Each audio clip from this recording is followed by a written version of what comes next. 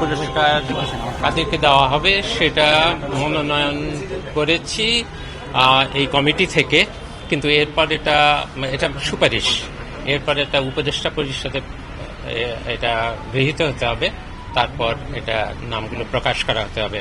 তবে এইটুকু বলে রাখি যে আমরা এবার 21 পদক যেভাবে দিয়েছি, যেটাকে মানে হয়েছে যে আমরা তো এক বছরই সম্ভবত শুধু এই পুরস্কারগুলো দিতে পারছি, কিন্তু দেখেই যেন মনে হয় এই পুরস্কারগুলো অনন্যধর্মী। অন্য কোনো বছর এই ধরনের পুরস্কার দেওয়া হয় না, এবং এর আগেও দেওয়া হয়নি, পরেও দেওয়া হবে কিনা আমি জানি না।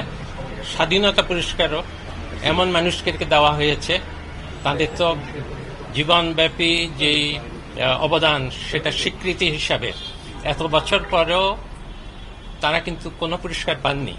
কাজেই আপনাদের অনুমান করে নিতে হবে যে কি ধরনের আমরা মনোনয়ন দিয়েছি। কিন্তু এই না, এটা চূড়ান্ত হয়নি, এটা সুপারিশ, এটা উপদেষ্টা পরিষদে গৃহীত না হওয়া পর্যন্ত নামগুলো প্রকাশ করা যাবে না। কোন বিষয়টা বিবেচনা করেছে?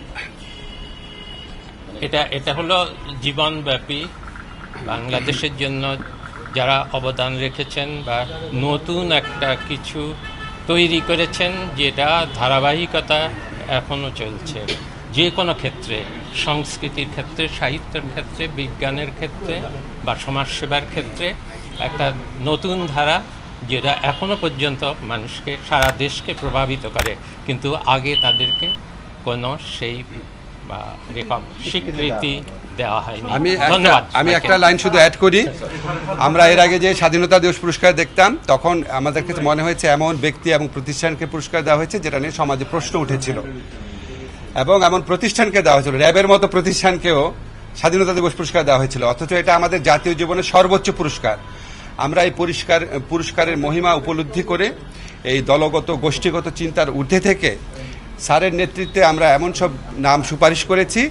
আপনারা 21 পুরস্কারে দেখে আপনারা খুশি হয়েছিলেন, এই পুরস্কার দেখেও আপনারা আরো খুশি হবেন, এবং আপনারা মনে হবে যে পুরস্কার দিতে পেরে আমরা নিজেরা ধন্য হয়েছি।